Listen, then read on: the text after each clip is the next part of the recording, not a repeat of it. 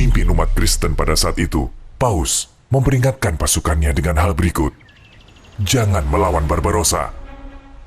Karena ia takkan pernah pergi dari tempat yang ia injak sebelum tempat itu ia taklukkan. Istanbul sudah dikalahkan. Mehmed sang penakluk telah mengakhiri zaman dahulu dan membuka zaman baru. Kekaisaran Ottoman telah menunjukkan kekuatannya di daratan dan sekarang mengarahkan tujuannya pada samudra luas. Targetnya Mediterania. Dan hanya ada satu orang yang bisa menaklukkannya. Seseorang yang bahkan lebih terkenal daripada Sulaiman yang agung. Seorang bajak laut yang mengerti 5 bahasa. Kamu tidak salah dengar. Seorang bajak laut asal Turki, Hizzi Reis, yang juga dikenal sebagai sang kapten samudra, penakluk samudra, Khairuddin Barbarossa.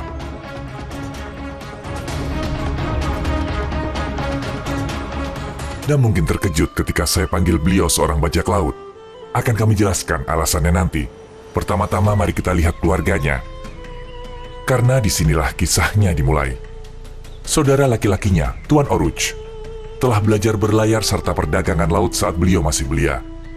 Dengan keberanian, kecerdasan, dan keterampilan usahanya, beliau akhirnya berhasil memiliki kapalnya sendiri.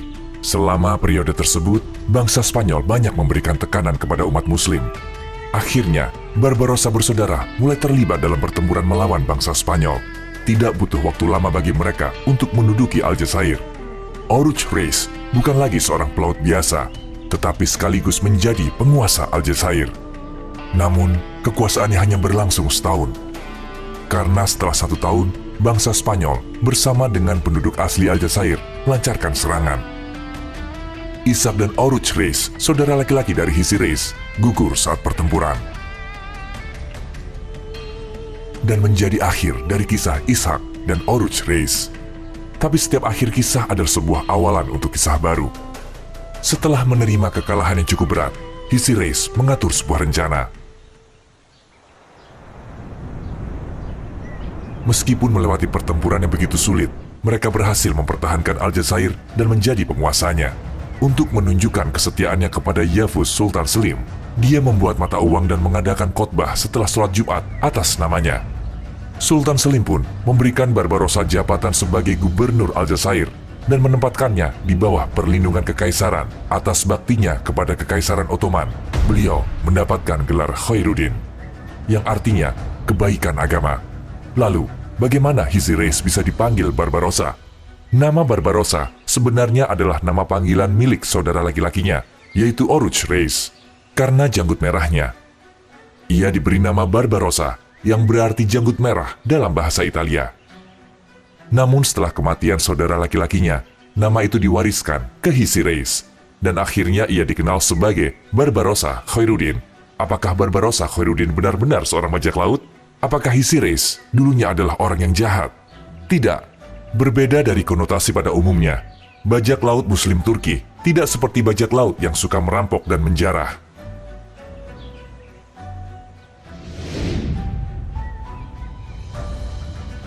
Mereka adalah perampok laut yang setara dengan perampok di darat. Bajak laut Muslim Turki biasa mengincar kapal musuh di laut, menyerang pantai negara-negara umat Kristen yang menyerang umat Muslim, dan menetralisir armada mereka. Barbarossa Khairuddin adalah seorang komandan memberani dan berpengetahuan luas.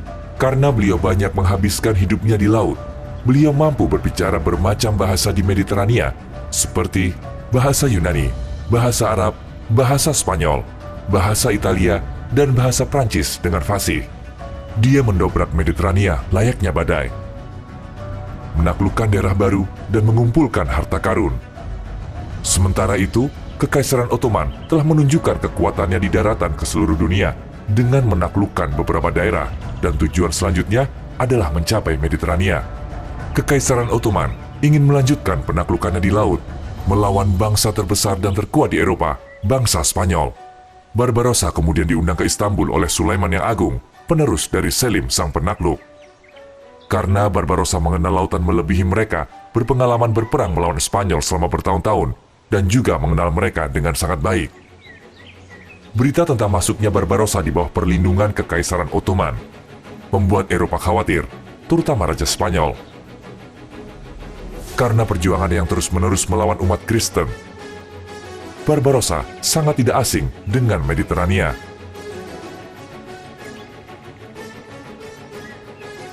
Paus berbicara kepada pasukannya, "Jangan melawan Barbarossa, karena ia takkan pernah pergi dari tempat yang ia injak sebelum tempat itu ia taklukkan.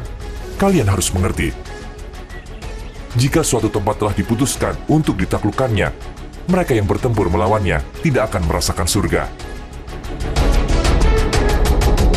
Inilah sebabnya mengapa ada pergantian gelombang. Saat Sulaiman bergabung dengan Barbarossa, pada zaman itu Barbarossa lebih terkenal daripada Sulaiman yang agung. Saat Barbarossa tiba di Istanbul dan hadir menghadap Sultan, beliau diangkat sebagai laksamana armada Kekaisaran Ottoman, sang kapten samudra.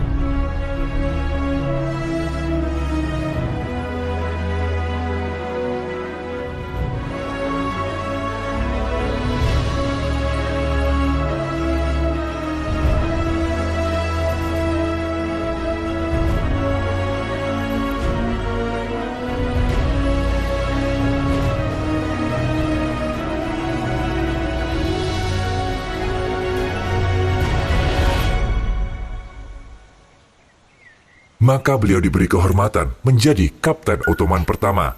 Saat Barbarossa diangkat menjadi laksamana, ada seorang legenda lainnya yang hidup pada zaman yang sama. Piri Reis, gubernur laut dan orang yang pertama kali menggambar peta dunia. Betul sekali, Piri Reis juga masih hidup pada waktu itu dan bergabung mengarungi lautan dengan Barbarossa bersaudara. Buku yang ditinggalkannya, Kitab Bahriye, telah menjadi karya seni penting yang ditinggalkan sejarah Angkatan Laut Dunia dan digunakan oleh hampir setiap kapten pada waktu itu. Barbarossa kemudian berlayar ke Mediterania dengan armada Kekaisaran Ottoman. Beliau menyikat habis pantai-pantai di Italia dan merebut kepulauan Venesia di Laut Aegea. Kemanapun beliau pergi, beliau menebas musuh-musuh layaknya rerumputan. Maka diputuskanlah bahwa kemajuan yang diraih Kekaisaran Ottoman harus dihentikan. Sebuah persekutuan pun dibentuk antara bangsa Spanyol, Kepausan di Vatikan, dan bangsa Austria. Ditambah bangsa Venesia, bangsa Portugal, bangsa Malta, dan bangsa Genova ke dalam persekutuan ini, armada Kristen yang besar pun terbentuk, yang dipimpin oleh Andrea Doria. Persekutuan tersebut dinamakan Armada Persekutuan Suci. Maka, didirikanlah armada tentara salib yang bertujuan untuk menghentikan Barbarossa, pertempuran laut terbesar dalam sejarah Turki yang akan mengubah keseimbangan dunia, dan dicatat dalam sejarah dunia akan segera dimulai. Semua persiapan dilakukan untuk pertempuran di Preveza.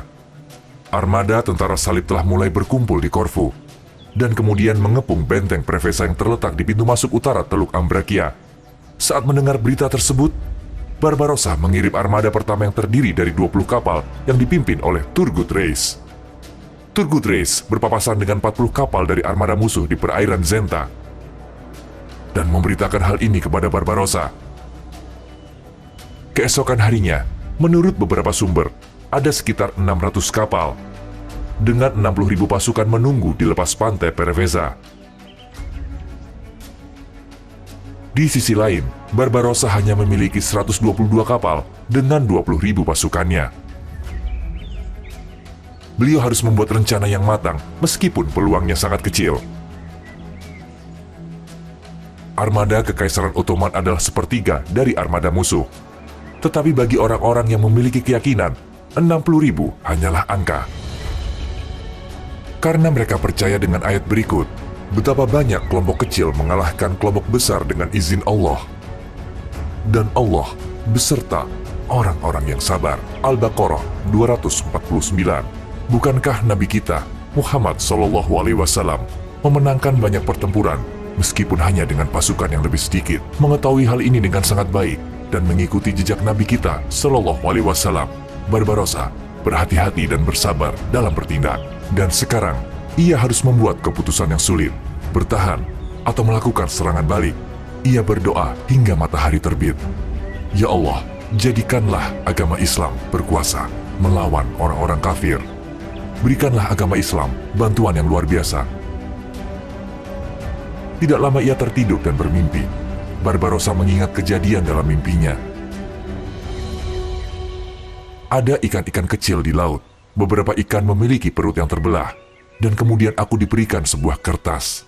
Lalu aku buka dan mulai membacanya. Di selembar kertas putih dengan huruf berwarna hijau bertuliskan, Nasrun minallahi wa fathun qarib wa basyir mu'minin. Tertulis di sana. Setelah membacanya, aku mengusapkan kertas itu ke muka dan mataku, dan terbangun sembari melafalkan, Alhamdulillah. Barbarossa telah memahami pesan itu dalam mimpinya. Kalimat yang tertulis di kertas tersebut adalah sebuah ayat. Dalam ayat tersebut yang Maha Kuasa memerintahkan. Dan ada lagi karunia lain yang kamu sukai, yaitu pertolongan dari Allah dan kemenangan yang dekat waktunya. Dan sampaikanlah berita gembira kepada orang-orang mukmin. As-Saff 13. Karena tafsir mimpinya yang beliau syukuri kepada Allah, beliau segera memutuskan untuk meninggalkan teluk tersebut. Secara tak terduga, beliau berencana untuk berlayar menyeberangi teluk dan menyerang Lepanto. Beliau mengambil kesempatan dari ketidaktahuan dunia dan menyerang lebih dulu kapal-kapal musuh yang ditemui. Tidak mengira akan adanya serangan dadakan dari armada Kekaisaran Ottoman yang memiliki sedikit pasukan, Doria menderita kekalahan besar dalam serangan pertama. 2 jam kemudian mereka bertemu, dan dengan tiupan angin dari selatan, Andrea Doria mulai melaju menuju armada Kekaisaran Ottoman. Gelombang tiba-tiba berbalik melawan Barbarossa, dan beliau merasa khawatir. Yang mana membuatnya melakukan suatu hal yang tidak akan pernah dipikirkan oleh siapapun. Beliau telah memenangkan banyak pertempuran dengan berserah diri kepada kehendak Tuhan. Dan beliau tahu bahwa itulah yang harus dia lakukan sekarang. Beliau membuka tangannya dan berdoa. Kemudian beliau memerintahkan anak buahnya untuk membawakannya beberapa kertas. Beliau menyuruh mereka untuk menuliskan ayat ke-33 dari surah Asy-Syura dan ayat ke-9 dari surat Al-Ahzab, dan melemparkan kertas-kertas itu ke laut dari kedua sisi kapal. Ayat-ayat itu berbunyi, jika dia menghendaki, dia akan menghentikan angin, sehingga jadilah kapal-kapal itu terhenti di permukaan laut. Wahai orang-orang yang beriman, ingatlah akan nikmat Allah yang telah dikaruniakan kepadamu ketika bala tentara datang kepadamu. Lalu kami kirimkan kepada mereka angin topan dan bala tentara yang tidak dapat terlihat olehmu. Allah Maha melihat apa yang kamu kerjakan. Tuhan menjawab doa Barbarossa. Angin selatan berhenti bertiup. 140 perahu layar musuh yang hanya bisa bergerak ketika ada angin, seketika dilumpuhkan. Tidak mengerti akan apa yang telah terjadi, Andrea Doria memerintahkan kapal-kapalnya untuk mulai menembakkan meriam. Namun armada Kekaisaran Ottoman sudah berada di luar jangkauan. Meskipun armada Kekaisaran Ottoman memiliki lebih sedikit meriam, tetapi memiliki jarak tembak yang lebih jauh. Mereka menjaga jarak dari jangkauan kapal musuh, namun tetap membobardir tentara salib. Dengan kehendak Allah, kemenangan yang diharapkan akhirnya menjadi milik mereka. Mereka telah menghancurkan kapal-kapal perang musuh, dan Andrea Doria telah melarikan diri. Saat itu tanggal 27 September 1538, hari Jumat. Pada pertempuran Preveza, orang-orang Kristen telah kehilangan dominasi mereka atas Mediterania. Pertempuran Preveza adalah titik balik bagi pelaut Kekaisaran Ottoman. Seperti halnya bagi negara-negara Kristen, Kekaisaran Ottoman telah masuk sepenuhnya ke dalam politik lautan. Era Sulaiman yang Agung adalah pencapaian sejarah dalam keberadaan Kekaisaran Ottoman di Mediterania. Setelah pertempuran itu, Mediterania mulai disebut sebagai Danau Turki. Dan setelah banyak kemenangan, Barbarossa akhirnya meninggal pada tanggal 4 Juli 1546 di Istanbul. Ia dimakamkan di Besiktas. Bahkan di masa sekarang, kapal-kapal Turki yang melewati makamnya akan menghormatinya dengan penghormatan khusus atau ledakan meriam. Semoga Tuhan memberkatinya. Setelah merasakan banyak kemenangan, Sulaiman yang Agung memujinya dengan mengatakan, pelan-pelan Khairuddin, tidak wajar bagi seorang manusia untuk memiliki begitu banyak penaklukan dalam masa hidupnya, dan menugaskan untuk membuat sebuah buku tentang hidupnya. Ketika kita melihat hidupnya dihabiskan di laut, kita melihat banyak kemenangan besar dan pujian kepada Tuhan. Tetapi kita selalu melihat ia menunjukkan pujian dan rasa syukur kepada Allah, tanpa kesombongan atau bangga akan dirinya sendiri. Barbarossa adalah salah satu dari nama lain yang terlupakan di rak berdebu yang harus kita ingat. Saat berjuang, beliau tidak pernah menyerah dan selalu berserah diri pada kehendak Allah. Karena beliau tahu persis apa tugasnya di bumi.